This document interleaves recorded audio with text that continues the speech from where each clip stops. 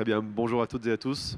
Bienvenue pour cette session sur 20 minutes, mais qui durera 25 minutes, où on va parler ensemble de l'expérience qu'a vécu le journal 20 minutes dans la création d'un NFT. Je me présente, je suis Damien Douany, je suis un spécialiste des technologies et usages émergents.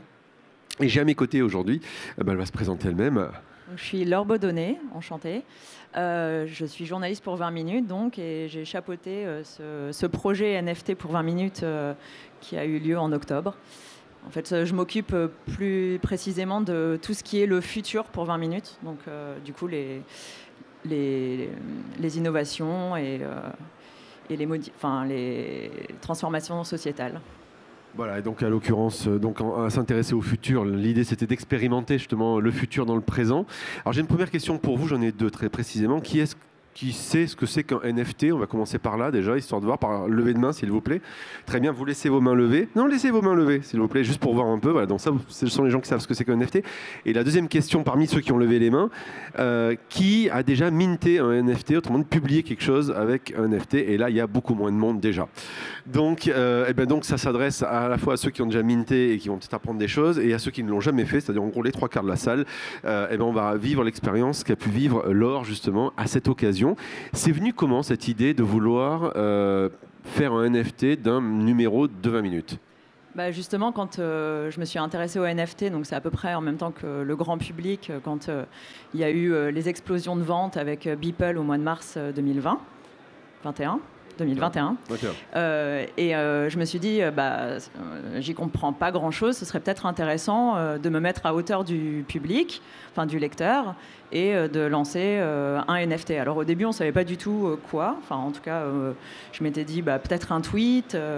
Et puis, on a regardé le premier tweet de l'histoire de 20 minutes, c'était pas très intéressant, donc on s'est dit, peut-être un Instagram. Et puis, enfin, on s'est posé plein de questions. Puis, il y avait aussi des questions de droit d'auteur par rapport à Instagram. C'était un ancien journaliste de 20 minutes, donc il fallait lui demander son autorisation, c'était compliqué. Et puis, on s'est dit, peut-être un numéro, on a pas mal de numéros PDF à 20 minutes, on a des numéros qui sont jamais parus, qui sont des espèces de numéros collector, et j'en avais chapeauté un qui était sur le futur, qui s'appelait... les folles années 2020. Les folles années 2020. On va le voir justement à l'image, justement. On va regarder à quoi ça ressemble.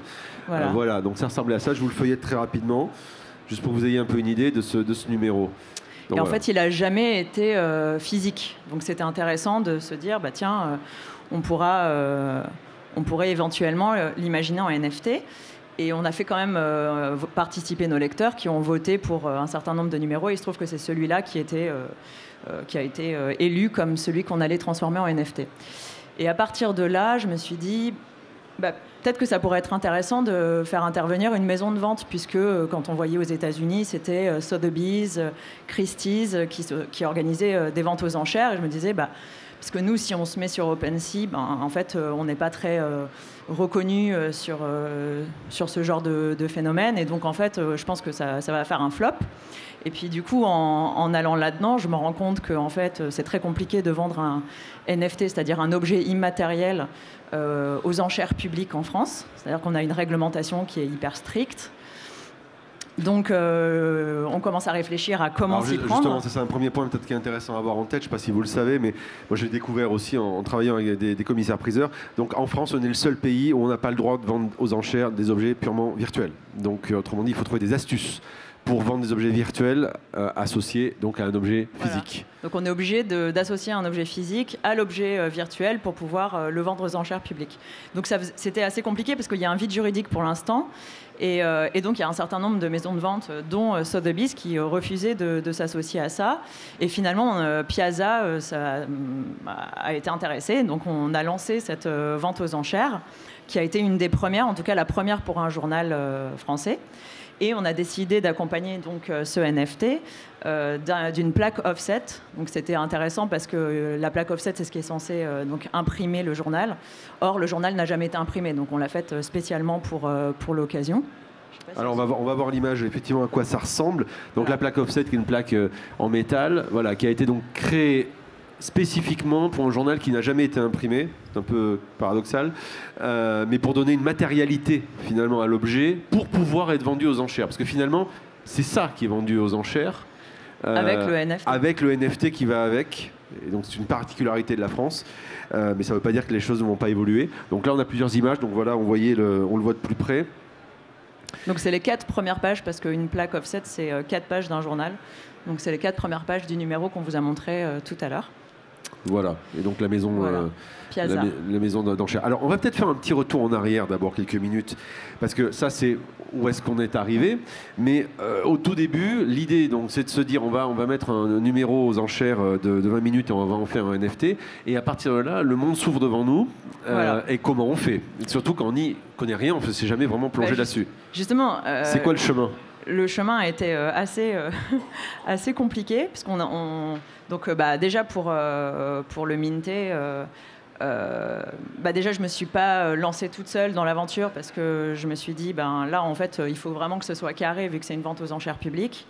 Donc on a fait intervenir déjà le CTO de 20 minutes, qui est quand même plutôt compétent en la matière. Et aussi on s'est posé la question, parce qu'un journal donc c'est fait par de nombreux journalistes, et puis on a des images aussi qu'on utilise d'agences de presse, notamment SIPA en général, ou AFP. Et en fait, ça posait des questions de droit d'auteur auxquelles qu'on n'avait pas forcément anticipé au début, c'est-à-dire comment on fait pour qu'il n'y ait pas de soucis de droit d'auteur, notamment avec les agences extérieures auxquelles on fait appel en général pour nos journaux. Et donc ce numéro-là était plutôt nous arrangeait quand même pas mal, parce qu'on n'était que 3 journalistes à avoir travaillé dessus, dont moi. Et on avait acheté les droits des photos, qui étaient des photos vraiment spécifiques pour ce journal. Après, on s'est posé la question de est-ce qu'on fait un smart contract, c'est-à-dire qu'on développe le NFT avec toutes les questions de droit d'auteur intégrées dans son code. Alors justement, oui, ça pourrait être le cas. Parce que ça aurait pu être le cas. Ça n'a pas été le cas? Ça n'a pas été le cas, parce pour quelle raison? en fait... du coup, c'est un projet, il fallait pas qu'il soit trop coûteux pour 20 minutes, parce qu'on n'est quand même pas, on n'est pas capable non plus de supporter des coûts exorbitants. Et en fait, en se renseignant sur des codeurs qui sont spécialisés en NFT crypto, déjà ça court pas les rues en France, et donc ils sont très très très très chers. En plus, il aurait fallu auditer le code pour vérifier qu'en fait il n'y a pas de problème, parce que l'idée c'est pas de se le faire pirater au moment de la transaction. On a quand même quelqu'un qui a mis un paquet d'argent pour le récupérer, c'est pas pour qu'il soit faible, le code. Donc du coup on s'est dit on lâche l'affaire, on passe par une plateforme tout à fait lambda, qui sera bien carrée. On est passé par Rarible. Et voilà. Et donc mais c'est vrai que ça a été des questions, et il a fallu se demander quel budget on met pour ça, parce qu'il y avait aussi la plaque offset. Voilà. Justement, c'est indiscret de demander le budget.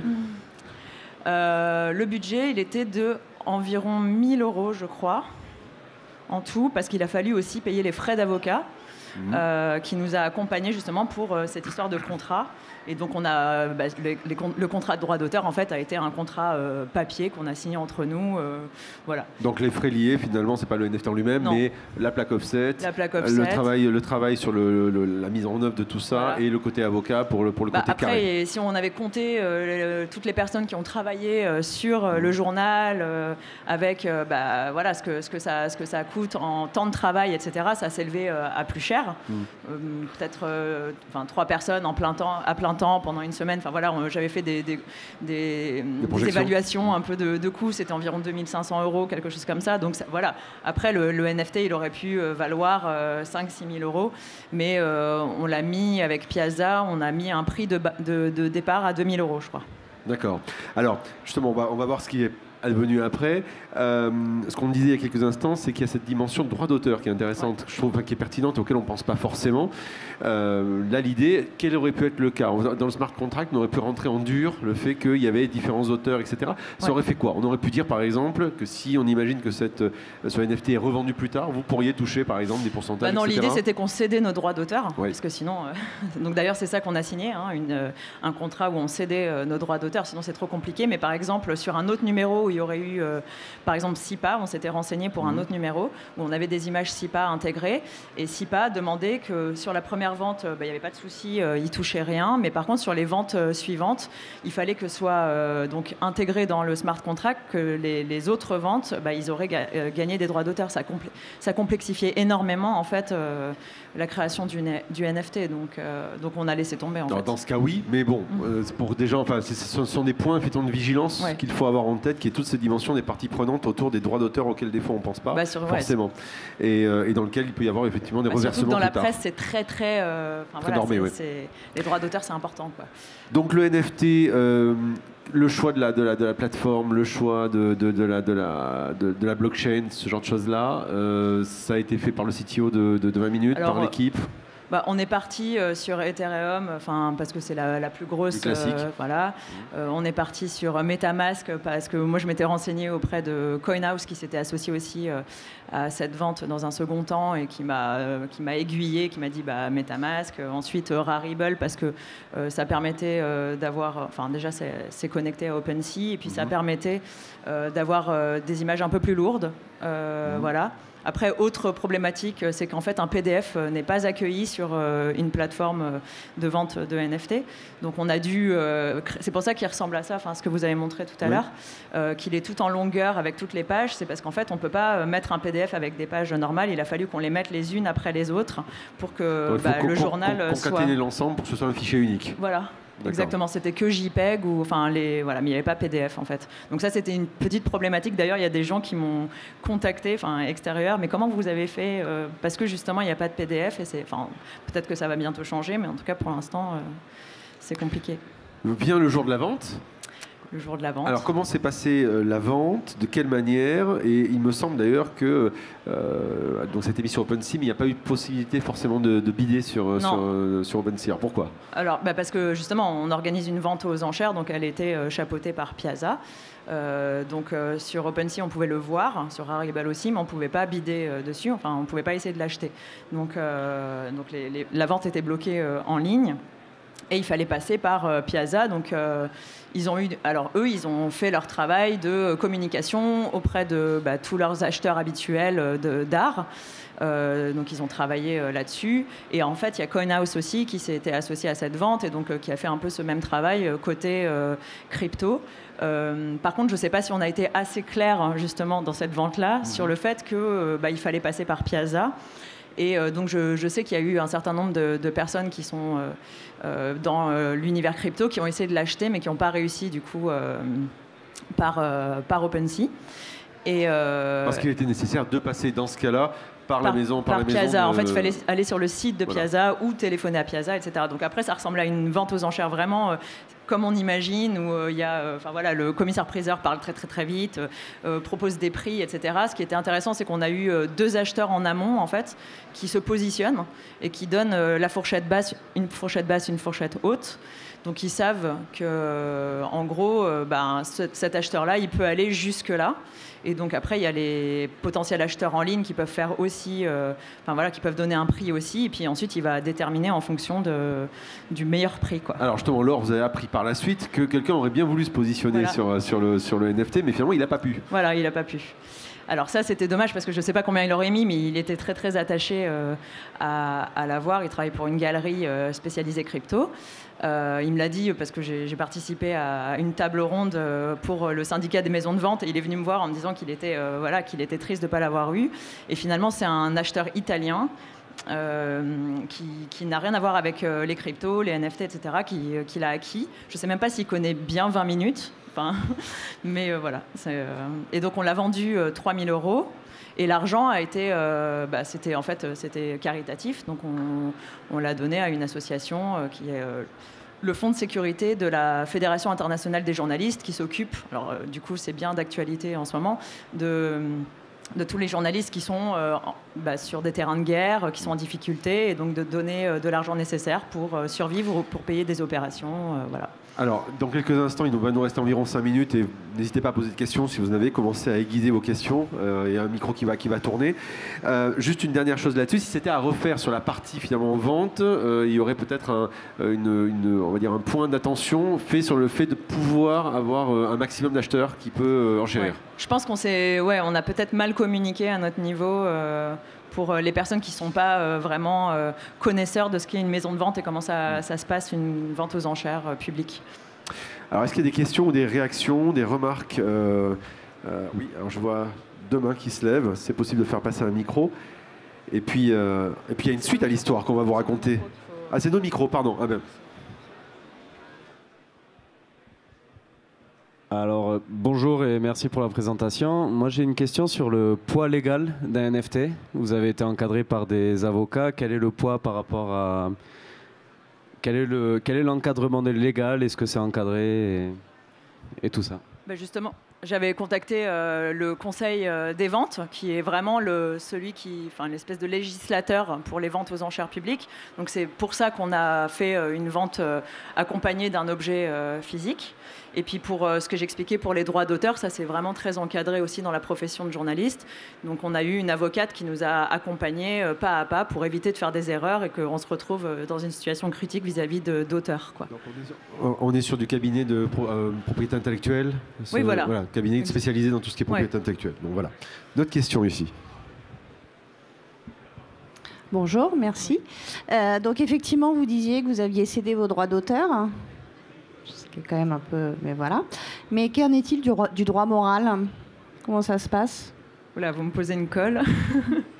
Je ne suis pas spécialiste du tout. Je connais assez mal... C'est-à-dire... Il faudrait lui redonner le micro. Je redonne le micro. Alors moi, je travaille plus dans la musique, donc on en a à peu près les mêmes choses. C'est-à-dire que le droit d'auteur, c'est sa partie de la création, mais le droit moral, c'est l'utilisation. C'est par exemple là où on a tout le temps, typiquement par exemple en ce moment avec ce qui se passe en Ukraine, si un des camps ou un pays décide d'utiliser la musique d'un artiste pour faire la propagande d'un discours politique, il n'a pas le droit sans l'autorisation de l'artiste. Et ça, c'est du droit moral, c'est pas du droit d'auteur. J'avoue que là, comme on était dans un contexte d'expérimentation, vraiment, pour aller... C'est une vraie question et je pense qu'elle doit se poser de façon peut-être un peu différente dans d'autres cas. Mais là, sinon, on ne serait jamais arrivé au bout de ce NFT. Donc, il a fallu vraiment qu'on cède tous nos droits. En fait, nos droits ont été cédés pour le NFT. Mais vous... alors, je ne sais pas, du coup, il faudrait demander à l'avocate. Le droit moral, effectivement, était inaliénable, vous avez raison. Mais c'est des points importants. Effectivement, ce qu'il faut bien positionner, c'est que là, on était vraiment dans une logique. Alors, je reprends le terme que vous aviez utilisé quand on a discuté ensemble pour préparer. C'est du gonzo-journalisme. Hein. Donc, en gros, c'était vraiment, on teste un truc. Donc, on y va un peu en barbouze et on teste quelque chose et on voit ce qui se passe. Parce que s'il avait fallu avoir tous les tampons de validation, on y serait encore et on serait tellement pas en train de vous parler. Mais c'est un point. Typiquement, l'exercice était aussi de pointer du doigt tous ces éléments-là. Et donc, vous faites bien de le mentionner. C'est surtout que c'est très flou encore. Il y a des réponses à rien quasiment. Donc c'est ça aussi que dans l'expérimentation on a découvert, c'est qu'en fait c'est vraiment pas simple en fait d'aller au bout. On prend une dernière question et on va juste se garder une minute à la fin parce qu'il y a une suite à l'histoire justement sur la base de ce qui a été appris. C'était un peu ma question, c'était la suite à l'histoire, mais en gros c'était de comprendre. Est-ce que vous avez une estimation à peu près dans votre librairie d'actifs que vous avez de ce qui est éligible à la vente en NFT et du coup, est-ce que ça peut passer à l'échelle, ce que vous avez expérimenté? Mais c'est une excellente transition. Merci beaucoup, Florent, pour cette... j'ai lu son nom sur le badge, je ne le connais pas. Sur ça, parce qu'en fait, justement, il y a une suite à l'histoire et qui est toute fraîche, puisque vous en avez discuté hier avec votre rédac chef. Justement, mon rédac chef qui m'a accompagné dans ce projet. Donc, c'est un projet à mon initiative, mais lui est très connaisseur aussi en crypto et avait lui-même une idée en tête. Et donc, ce projet a permis d'envisager en fait. Donc là, ce qu'il va mettre en place, c'est de vendre des NFT, donc créés de toutes pièces, une série de 999 NFT de machines à écrire, donc toutes différentes, toutes avec des attributs différents. Et le principe, c'est de financer à travers la vente de ces NFT, donc plutôt aux collectionneurs crypto ou à ceux que ça intéresse, pour créer un numéro qui serait financé complètement par ces ventes-là sur le Web3 en fait. Et l'idée, donc ça c'est pareil, ce sera une expérimentation, voir comment le modèle économique grâce aux cryptos peut un peu évoluer et voir comment on pourrait en faire d'autres par la suite avec des NFT aussi. Avec la logique, j'imagine, dans le smart contract, de faire peut-être participer les gens qui vont investir sur ces cryptos, enfin sur ces NFT. Donc là, l'idée, c'est il va créer une whitelist où toutes les personnes intéressées en amont pourront s'inscrire, accéder à cette vente en amont. Et effectivement travailler en fait sur la conception du numéro qui serait à destination du grand public, donc pour permettre au grand public de mieux comprendre ce qu'est le Web3 et ce qui nous arrive dans le futur. Et voilà. Et donc c'est un peu travailler sur les deux communautés, quoi, le grand public et la communauté crypto. Surtout qu'il y a un point qui est que dans 20 minutes, l'ADN de 20 minutes, c'est que c'est un journal gratuit. Donc là, l'idée, c'est d'essayer de travailler ou d'utiliser le levier des NFT, en l'occurrence, pour pourquoi pas le financement d'un numéro spécial, participatif. Une participation, ouais. Donc qui, quelque part, respecte, on va dire, l'esprit communautaire lié à ces mécaniques-là, tout en restant aussi quand même dans l'esprit qui est 20 minutes, c'est un journal qui est distribué gratuitement. Pour le grand public, ouais.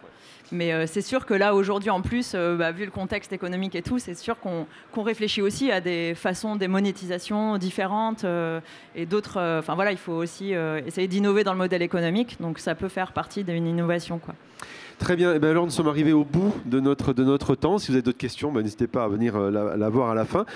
Merci à vous toutes et tous pour votre attention et très bonne journée à Virtualité. Merci beaucoup. Bonne journée.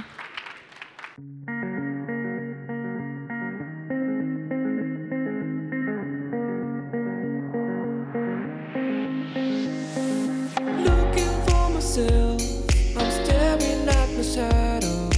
Am I gonna be safe?